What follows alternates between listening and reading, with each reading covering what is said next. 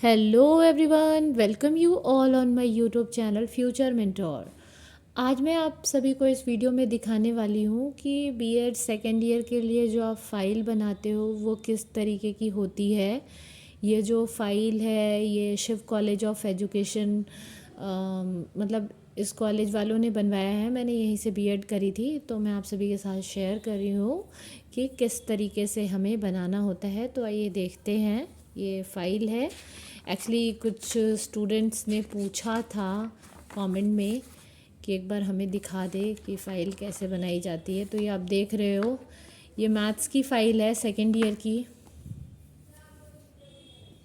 और यहाँ आप देख सकते हो कि सबसे पहले ये जो है माइक्रो टीचिंग में भी बेसिकली आपको क्या क्या शो करना होता है ये आप एक बार देख लो। फीचर्स ऑफ माइक्रो टीचिंग के क्या हैं, time duration of micro teaching का कितना होता है, जैसे कि आप ऑलरेडी अवेयर हो कि 36 मिनट का होता है ना।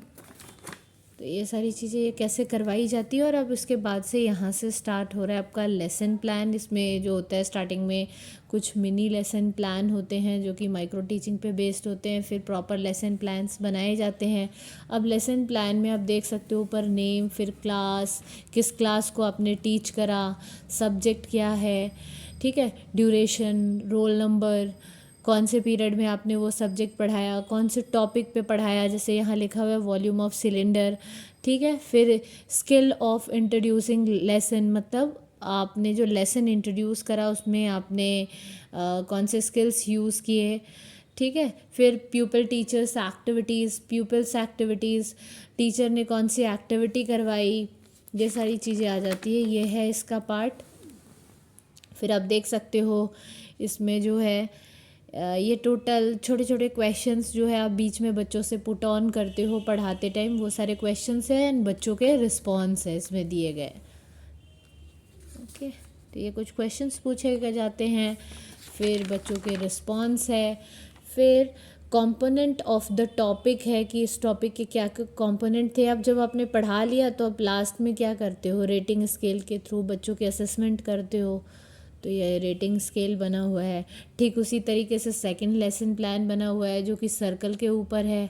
अगेन सेम चीज़ें आएगी इसमें, कंपोनेंट ऑफ स्किल क्या है, बिगनिंग ऑफ द स्टेटमेंट आप लिखते हो, एक्सप्लेनेशन देते हो, ठीक है। एक्सप्लेनेशन देने के बाद आपने ये दिखा दिया कि ये क्या है, सेंटर ऑफ द सर्कल है, रेडियस ऑफ द सर्कल किसको बोलते हैं, डायामीटर ऑफ द सर्कल क्या है, ठीक है, सरकमफेरेंस क्या है। और फिर आपने कंक्लूडिंग स्टेटमेंट दे दी। उसके बाद फिर से वही पीपल टीचर्स एक्टिविटी जो है आपका, आप कुछ क्वेश्चन पुट ऑन करोगे और एंड पे आप क्या करते हैं, ऑब्जर्वेशन कम रेटिंग स्केल के थ्रू बच्चों की असेसमेंट करते हो। तो इसी तरीके से छोटे छोटे लेसन्स प्लान बनाए जाते हैं और फिर बाद में जाके आपका जो है वो बड़े वाले लेसन प्लान बनते हैं। वो भी मैं आपको एक बार दिखा रही हूँ, ये है, ठीक है। ये आपके प्रॉपर लेसन प्लान है जिसमें आप ये देख रहे हो। ये एक्चुअली फ़ाइल मुझे मिली थी लिखने के लिए, तो ये आप देख सकते हैं। Parents, teacher name, class, subject, duration, school, roll number, कौन से पीरियड में पढ़ाया, वॉल्यूम ऑफ सिलेंडर। अब यहाँ जो है ना ये वाला लेसन प्लान में क्या क्या आ जाएगा आपका, कंपोनेंट नॉलेज, अंडरस्टैंडिंग, एप्लीकेशन, और इसी से रिलेटेड, इसी फाइल से रिलेटेड क्वेश्चन वाइवा में भी पूछे जाएंगे। तो फाइल का मतलब सिर्फ लिखना नहीं होता कि आपने फ़ाइल को जस्ट शेप लिया, वैसे जनरली यही हम करते हैं।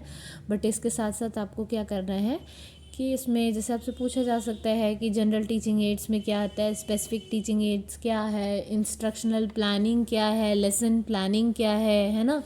आप बीच में जो क्वेश्चन पुट ऑन करते हो वो असेसमेंट एज लर्निंग है या असेसमेंट फॉर लर्निंग है, ये सारी चीज़ें। फिर आप प्रेजेंटेशन देते हैं, इसका पार्ट प्रेजेंटेशन भी होता है जिसमें आप बच्चों को मतलब बोर्ड पे चॉक एंड डस्टर वगैरह का यूज़ करके या फिर स्मार्ट बोर्ड के थ्रू कुछ पीपीटी वगैरह बना के आप बच्चों को उस टॉपिक से रिलेटेड प्रेजेंटेशन दे सकते हैं, दिखा सकते हैं। ठीक है। फिर इसके बाद आपको कुछ एक्टिविटी करानी है उसी से रिलेटेड, उस टॉपिक से रिलेटेड, ताकि जो बच्चों का जो है अंडरस्टैंडिंग है वो डेवलप हो पाए। और साथ ही जो हमारा मेन मोटो है वो क्या है कि बच्चों में स्किल को डेवलप करना, ठीक है। तो वो भी डेवलप होगा, बच्चों के अंदर इंटरेस्ट पैदा करना। तो ये सारी चीज़ें कब होगी, जब आप एक्टिविटी इन्वॉल्व करोगे।